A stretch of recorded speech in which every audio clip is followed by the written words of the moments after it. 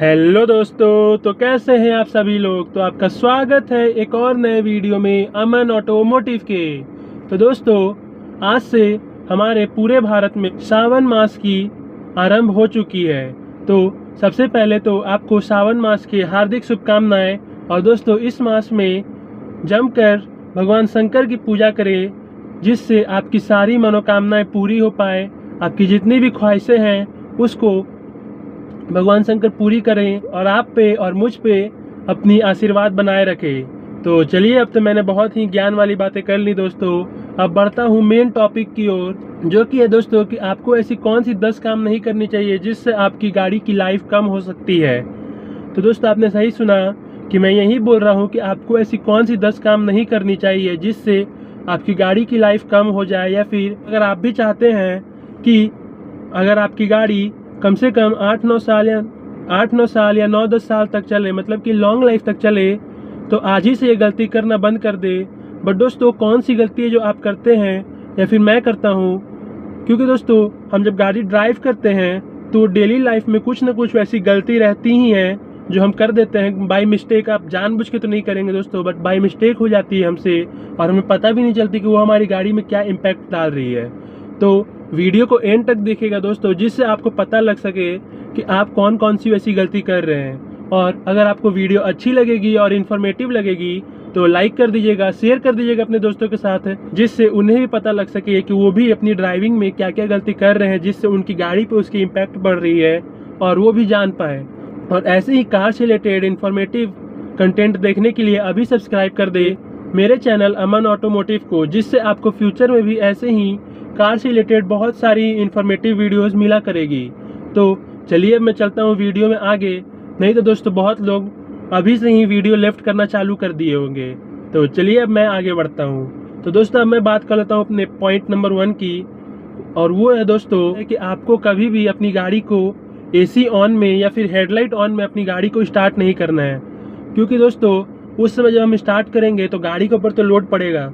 और दोस्तों, लोड इसलिए पड़ेगा क्योंकि दोस्तों, हमारी जो लाइट है और जो एसी है दोनों हैवी सब्सटेंस रहते हैं गाड़ी में। और दोस्तों, लाइट जब हम ऑन छोड़ देते हैं बाई चांस, जो गाड़ी में ऑटो आता है, और अगर आप उसे स्टार्ट करते हैं लाइट ऑन में ही, तो लाइट से बहुत सारी कनेक्शन रहती है दोस्तों। लाइट से ही टेल लाइट की कनेक्शन रहेगी, मीटर की लाइट की कनेक्शन रहेगी, MID की लाइट की कनेक्शन रहती है। तो उससे दोस्तों गाड़ी पे बहुत सारा ही इम्पैक्ट पड़ता है। और दोस्तों, अगर आप AC ऑन छोड़ देते हैं तो आपकी जो बैटरी रहती है उस पर भी ज़्यादा इम्पैक्ट पड़ता है। मतलब कि अगर आप इन दोनों को ऑन रख के गाड़ी स्टार्ट करते हैं तो आपकी बैटरी पे इम्पैक्ट पड़ सकता है। और दोस्तों, अगर आप 1-2 बार करते हैं तो तब तो कोई दिक्कत नहीं दोस्तों, क्योंकि 1-2 बार में कोई दिक्कत नहीं है। बट अगर आपकी रेगुलर की हैबिट है वैसी गाड़ी को स्टार्ट करने की, तब तो दोस्तों आप ये बंद कर दें, नहीं तो दोस्तों आपकी गाड़ी की लाइफ कम होते जा रही है धीरे धीरे। तो ये मेरी पहली पॉइंट थी जिसको आपको अपने ध्यान में रखनी है। अब दोस्तों, अब मैं बढ़ता हूँ अपने पॉइंट नंबर 2 पे, जो कि दोस्तों हम आए दिन ये गलती करते ही रहते हैं, चाहे आप हो गए चाहे मैं हो गया। और इसको मैंने अब दोस्तों करना वाकई में बंद कर दिया है। और दोस्तों, पॉइंट ये है कि जैसे कि हमें कहीं जाना हुआ गाड़ी से, और मान लीजिए कि हम उसमें जो हमारी जो फ्यूल की सेगमेंट है उसमें हमने देखा कि हमारी गाड़ी में बस 2 कांटा ही या फ्यूल बचा है, मतलब कि उसकी सेगमेंट में 2 कांटा फ्यूल बाकी है। जैसे कि ये सेगमेंट हो गई और उसमें इतनी फ्यूल बाकी है, तो दोस्तों हम सोचते हैं कि अभी तो बहुत तेल बाकी है, चलिए घूम के आ जाते कहीं से। बट दोस्तों, आपको ऐसा नहीं करना है, क्योंकि दोस्तों हमारी जो फ्यूल टैंक है उसमें एक पंप लगा रहता है। जैसे कि मैं आपको एग्जांपल देता हूँ, अगर आपके घर में कूलर होगी तो उसमें दोस्तों जब आप पानी डालते हैं तो उसमें एक पंप लगा रहता है दोस्तों, जो पानी को ऊपर खींच के भेजता है। तो आपने बहुत लोगों से, फिर बड़े बुजुर्ग लोग से आपने सुना होगा कि आपको कभी भी कूलर की जो पंप रहती है उसको बिना पानी के नहीं चलानी, जिससे वो ख़राब हो जाएगी। तो वैसे ही दोस्तों, हमारी गाड़ी की जो फ्यूल टैंक है उसमें भी एक पंप लगा रहता है, और अगर उसके अंदर तेल कम हुई तो वो जो तेल सप्लाई करेगी तो दोस्तों करेगी तो, बट वो हीट उसमें जनरेट होते रहेगा, वो जो कूलिंग जो उसमें होती है वो नहीं होगी। तो उसके कारण दोस्तों हीट होकर वो ख़राब हो जाएगी। बट दोस्तों, मैं आपको ऐसा नहीं बोल रहा हूँ कि आप 1-2 बार में वैसे गए और आपकी वो जो पंप है, फ्यूल पंप, वो ख़राब हो गई। वो आपको चलते चलते, मतलब कि तकरीबन 5-6-7 साल बाद ऐसे करके ख़राब होगी, मतलब कि लॉन्ग लाइफ टाइम ख़राब होगी। बट दोस्तों, आपको वो गलती करनी ही क्यों है? आपको उसमें पैसा फंसाना ही क्यों है एक्स्ट्रा और उसको ख़राब करवा के। तो आप ये काम, दूसरी जो पॉइंट है उसको ज़रूर से अपनी ध्यान में रखें कि जैसे ही आपकी गाड़ी की जो पॉइंट लेवल है वो कम हुई, मतलब कि तीसरे से नीचे गई, तो आपको उसमें फ्यूल फिलअप करवा लेना है, जिससे आपकी जो फ्यूल पंप है वो उसमें हीट ना हो और वो पंप जल्दी ख़राब ना हो। तो ये दूसरा पॉइंट आपको ध्यान में रखना है जो बहुत ही इंपॉर्टेंट है दोस्तों। अब मैं बढ़ता हूँ अपने तीसरे पॉइंट की तरफ, और वो ये है दोस्तों कि आपको अपनी कार को कभी भी सेकेंड गियर पे नहीं चलाना है। मतलब कि कोई भी बम्पर पे या फिर कभी भी ज़्यादा लोग बैठा के सेकेंड गियर पे अपनी कार को ड्राइव नहीं करना है। बहुत लोगों को देखा है मैंने दोस्तों कि वो अपनी कार को सेकेंड गियर पे चलाएंगे, बम्पर पे भी वैसे ही सेकेंड गियर पे एक्सेलरेशन हाई करके चढ़ा देते हैं और पार करते हैं, और अगर उनके साथ में कोई लोग बैठा है तो उनको दिखाते हैं कि देखो मेरी गाड़ी में कितना पावर है। बट दोस्तों वो अच्छी बात है कि आप अपनी गाड़ी की पावर दिखा रहे हो, अगर आपकी गाड़ी केपेबल है उस तरह से तो बहुत ही अच्छी बात है। बट दोस्तों उससे वो गाड़ी में क्या इम्पैक्ट पड़ रहा है कि आप जब भी उसे सेकेंड गियर पे ये कर रहे हो तो उसका प्रेशर पड़ रही है उसकी गियर बॉक्स पर, वो घिस रही है, और आपकी गाड़ी की उससे क्या हो सकती है कि गियर बॉक्स ख़राब हो सकता है दोस्तों। और कभी कभार आपने देखा होगा दोस्तों कि हार्ड हो जाती है गियर, और आप जब भी उसे शिफ्ट करने की कोशिश करेंगे तो थोड़ी दिक्कत होगी। तो दोस्तों यही सब कुछ कारण है जिससे आपकी गाड़ी की गियर बॉक्स अटकने लगेगी। तो दोस्तों आप लोग फिर बोलेंगे कि आपकी गाड़ी जो 1000 सीसी है तब आप ये बात बोल रहे हैं। बट दोस्तों मेरे पास जो डिज़ायर है वो आपको 1200 सीसी की मिल जाती है। तो उसमें भी दोस्तों मैं बहुत बार जब भी कभी बम्पर पर या फिर कोई ट्रैफिक में फंसा तो उस पर अपनी गाड़ी को फर्स्ट गियर पर शिफ्ट कर लेता हूँ, जिससे उसमें ये दिक्कत ना आ पाए दोस्तों, और मुझे या फिर मेरे कोई फैमिली मेम्बर्स को भारी खर्चा ना उठाना पड़ जाए। तो तीसरी पॉइंट ये ध्यान रखें दोस्तों, ज़्यादा शौकबाजी ना करें, अपनी गाड़ी की पावर ज़्यादा ना दिखाएं। तो ये तीसरी इंपॉर्टेंट पॉइंट हो गई दोस्तों। और अब चलते हैं चौथे पॉइंट की तरफ, जो कि है दोस्तों हार्ड ब्रेकिंग। और दोस्तों हार्ड ब्रेकिंग मैं इसलिए बोल रहा हूँ कि अगर आप हार्ड ब्रेकिंग करेंगे, मतलब कि कोई गड्ढा दिखा या फिर कोई बम्पर दिखा, तो आपने पहले ब्रेक ना लेके अपनी गाड़ी को स्लो डाउन करके आप एकदम नज़दीक जाके उसकी ब्रेक लेते हैं। तो उससे क्या होता है दोस्तों कि आपकी जो ब्रेक पैड रहती है, ब्रेक शू रहती है, और साथ में जो डिस्क पैड रहती है वो दोनों घिसती है दोस्तों, और वो धीरे धीरे ख़राब हो जाएगी। और दोस्तों अगर डिस्क पैड घिस गई तब तो दोस्तों आपको बहुत ही मोटा खर्चा उठाना पड़ सकता है, चाहे वो कोई सी भी गाड़ी हो। तो ये चौथी गलती आप ना करें अपनी ड्राइविंग के वक्त। तो दोस्तों अब चलते हैं पांचवी गलती या फिर पांचवी पॉइंट की तरफ, जो कि हम और आप दोनों करते हैं। तो जैसे कि आप कोई लोकल वॉशिंग सेंटर पर गए और आपने अपनी गाड़ी को वॉश करवाया, और साथ ही साथ आपने बोला कि जो बोनेट एरिया है या फिर जो हमारी इंजन केबिन है उसको भी वॉश कर देने के लिए, दोस्तों वो गलती आप ना करें। क्योंकि दोस्तों अगर आप उनसे वॉश कराते हैं और उनसे बाई चांस वो उसमें कोई पार्ट में पानी चल जाता है तो वो ख़राब हो जाएगा दोस्तों, और उसकी जिम्मेदारी दोस्तों फिर बाद में वो नहीं लेंगे।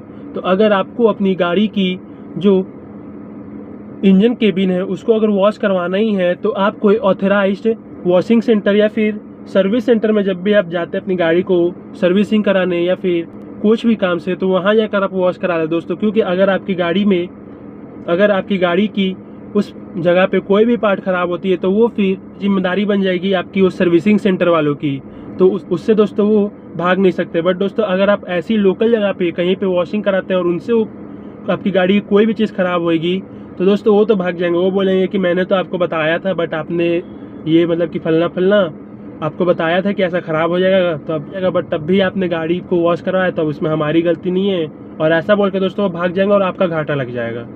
तो आपको जब भी अपनी गाड़ी को वॉश कराना है, खासकर जब वो बोनेट वाली एरिया को वॉश कराना है अंदर में, तब आप कोई ऑथराइज सेंटर पे जाएं, वॉशिंग सेंटर पे या फिर कोई सर्विस सेंटर पे।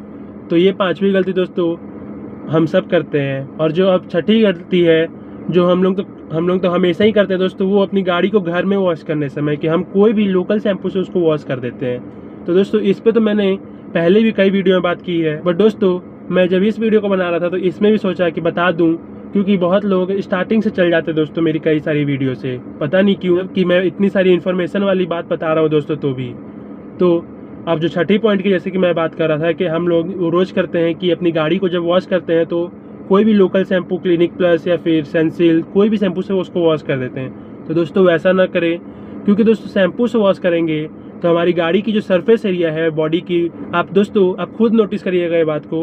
आप जब गाड़ी को एकदम नई नहीं लेके आते, मतलब कि जिस दिन डिलीवरी लेते हैं और फिर जब उसको धोने के बाद कुछ सालों बाद टच करके देखिएगा दोनों, आप जब नई लेके आएंगे तब उसको टच करिएगा और जब आप उसको कुछ साल बाद टच करिएगा, थोड़ा सा दोस्तों वो खुरखुरा सा हो जाएगा कहीं कहीं पे, क्योंकि दोस्तों वो शैम्पू ने क्या किया कि उसके साथ रिएक्ट करके आपकी गाड़ी की बॉडी को थोड़ा रफ बना दी। बट दोस्तों अगर हम सिर्फ उसे पानी से वॉश करते हैं तो ऐसा कोई दिक्कत नहीं आता। तो दोस्तों आपको कोई भी शैम्पू नहीं लेना है अपनी गाड़ी को वॉश करने के लिए, बस आपको पानी और एक कपड़ा ले लेना है जिससे आपको आपकी गाड़ी को धोना है। अब दोस्तों कपड़े की बात आ गई तो ये मेरी 7वीं पॉइंट बन गई एक तरह से आपको बताने के लिए कि आपको जब धोना है तो कोई भी ऐसी लोकल कपड़ा नहीं ले लेना दोस्तों। या तो आप सूती कपड़ा ले लीजिए अपनी गाड़ी को वॉश करने के लिए, और या तो आप इस तरह की, ये जो आप कपड़ा देख रहे हैं, इस तरह की माइक्रो फाइबर क्लॉथ ले लीजिए, जो कि दोस्तों ज़्यादा महंगी नहीं, 300 या फिर 400 रुपये में आती है। अमेज़ॉन पे जाके बुक कर सकते हैं जिसको, तो ये ले लीजिए दोस्तों। क्योंकि अगर हम कोई भी लोकल कपड़ा लेते हैं तो उससे हम क्या होती है कि वो थोड़ी रफ रहेगी और आपकी गाड़ी पे माइनर स्क्रैच डाल देगी, जो कि हमें पता भी नहीं चलेगी दोस्तों। इस तरह की स्क्रैच रहेगी। अगर आप उसे लाइट चला कर देखेंगे तब आपको छोटी स्क्रैच ऐसी दिखाई देगी। तो ये जो मेरी 6ठी पॉइंट थी वो बहुत ही इंपॉर्टेंट पॉइंट थी दोस्तों। और अगर आपकी गाड़ी पे स्क्रैच लग गई तो ये आपकी गाड़ी की रीसेल वैल्यू को भी ख़त्म कर सकती है। तो ये जो पॉइंट है मेरी 7वीं पॉइंट, उसको आप ज़रूर नोटिस करके रखिएगा दोस्तों। अब चलते हैं अपनी अगली पॉइंट की तरफ। अपनी गाड़ी की जो अलाइनमेंट है और बैलेंसिंग को कभी भी नॉर्मली, मतलब कि कैजुअल मत लीजिएगा दोस्तों कि हाँ आज, मतलब कि अगर नहीं कराते हैं तो 1-1.5 साल और चल सकती है, वो कभी मत कीजिएगा दोस्तों। क्योंकि आपकी अलाइनमेंट और बैलेंसिंग पे ही आपकी गाड़ी की 3-4 चीज़ टिकी रहती है। पहली तो आपकी टायर की कंडीशन कैसी रहेगी अगर आपने अलाइनमेंट नहीं कराई, दूसरी आपकी स्टेबिलिटी रहेगी, तीसरी आपकी रहेगी स्टीयरिंग का कंट्रोल। ये तीनों चीज़ बहुत ही मेन इंपॉर्टेंट करेगा दोस्तों। सबसे पहले तो अगर आपने अलाइनमेंट नहीं कराई है और आप अगर कहीं ट्रिप पे निकल जाते हैं और आपको मान लीजिए कहीं पे ऐसे शार्प टर्न लेना पड़ेगा, तो अलाइनमेंट नहीं रहने के कारण आपकी जो गाड़ी की टायर है उसकी साइड वाली जो कॉर्नर रहेगी वो घिसते घिसते ख़राब हो जाएगी और उसकी फिर जो ग्रिप बनी रहती है वो भी घिस के हट जाएगी और आपकी टायर जल्द ही ख़राब हो जाएगी और उसके दोस्तों फिर फटने की भी चांसेस बढ़ जाएगी। अब दूसरी चीज़ जो स्टेबिलिटी, तो आप अगर अलाइनमेंट नहीं कराते हैं तो आपकी गाड़ी स्टेबल नहीं चलेगी, डगमगाएगी थोड़ी सी। तो अलाइनमेंट ज़रूर करा दें। अब अलाइनमेंट से ही रिलेटेड तीसरी चीज़ कि अगर आपकी गाड़ी स्टेबल ही नहीं है तो आपकी स्टीयरिंग की कंट्रोल कैसे अच्छी रहेगी दोस्तों। तो अलाइनमेंट बहुत ही ज़रूरी है। अलाइनमेंट को कभी भी कैजुअल ना लें, उसको कभी हल्के में ना लें दोस्तों, बहुत ही इंपॉर्टेंट चीज़ है गाड़ी के लिए। अब चलते हैं अपने 9वें पॉइंट पे। कभी भी हाफ क्लच यूज़ ना करें, मतलब कि 1-2 बार कर सकते हैं दोस्तों, वैसे तो हम भी करते हैं अपनी गाड़ी को कोई ट्रैफिक वाले एरिया पे, या फिर हमें अपनी गाड़ी को अगर रिवर्स लेना हुआ तब, या फिर कहीं माइनर जगह से निकलना हुआ। जैसा कि आप देखते ही हैं कि अगर हम कहीं भीड़ भाड़ वाले इलाका में अपनी गाड़ी को पार्क कर देते हैं तो हमें बहुत ही मुश्किल होगी। तो अगर हम उस समय अगर पूरी क्लच छोड़ देंगे और रेस देंगे तो दोस्तों गाड़ी कहीं पे लग सकती है। तो इसलिए अब कभी कभार तो हम भी हाफ क्लच का यूज़ कर लेते हैं दोस्तों। तो दोस्तों आपको हमेशा नहीं करना है। और दोस्तों हाफ क्लच से रिलेटेड एक स्पेसिफिक वीडियो आएगी जिससे आपको पता चल सके कि हाफ क्लच लेने का उसका क्या इफ़ेक्ट पड़ता है और साइड इशू क्या क्या होती है हमारी गाड़ी में और क्या खर्चा बैठ सकता है और क्या ख़राब होती है दोस्तों। तो ये पॉइंट थी। और अब चलते हैं अगले और आखिरी पॉइंट की तरफ, जो अपनी गाड़ी की कभी भी वाइपर, मतलब कि सूखे में ऐसी वाइपर नहीं चला देनी चाहिए। बहुत लोग बोलते हैं दोस्तों कि ऐसी चला दो, मतलब कि ये जो हमारी गाड़ी में जो वॉशर रहती है उसको यूज़ करके चला दो। बट दोस्तों जब हमारी गाड़ी की वाइपर हाफ चलेगी तो पानी तो एक सर्टेन जगह पे आता है दोस्तों, बट जब हाफ चलेगी तब तक वहाँ तक तो वो जो शीशे में हल्का फुल्का स्क्रैच मार देगी दोस्तों। जो पहले से जो डस्ट लगा रहेगा तो उसमें जो कंकर बालू रहेंगे तो उससे वाइपर तो हल्का शीशा में तो स्क्रैच मार देगा और तब दोस्तों आपको पता नहीं चलेगा। बट दोस्तों आप जब कभी कोई ट्रिप पे जा रहे होंगे और सूरज की जो लाइट है वो सीधे पड़कर उस पर आएगी और चमक कर आपके आंखों में जाएगी, तब आपको पता चलेगा कि हाँ मैंने वो गलती कर दी है। तो ये गलती ना करें। अगर आपको अपनी शीशा साफ़ ही करना है तो आप क्या करें कि कोई क्लॉथ ले लें और अपनी पानी बोतल ले लें और उससे क्या करें कि पानी मारे पूरे शीशे पे और फिर क्लोथ से उसको पोंछ लें और अपनी वाइपर की जो ब्लेड है उसको भी पोंछ लें, फिर एक और वाइपर चलाएं, तब दोस्तों आपकी गाड़ी की जो कांच है वो प्रॉपरली साफ़ हो जाएगी। तो यही कुछ बातें थी दोस्तों जो मैं आपके साथ शेयर करना चाहता था एक छोटे भाई होने के कारण, और मुझे काफ़ी इंपॉर्टेंट लगी। जो सबको ये दोस्तों ये गलती कर ही देते हैं जाने अनजाने में, तो मैं सोचा कि क्यों ना अब अवेयर कर दिया जाए आप लोगों को।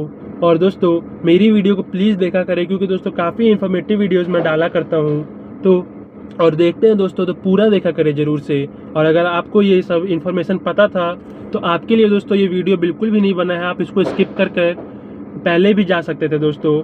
तो अगर आपको वीडियो अच्छा लगा हो तो लाइक कर दे, शेयर कर दे अपने दोस्तों के साथ, और सब्सक्राइब कर ले मेरे चैनल अमन ऑटोमोटिव को, जिससे दोस्तों आपको ऐसी ही और भी कार से रिलेटेड वीडियो मिला करेगी।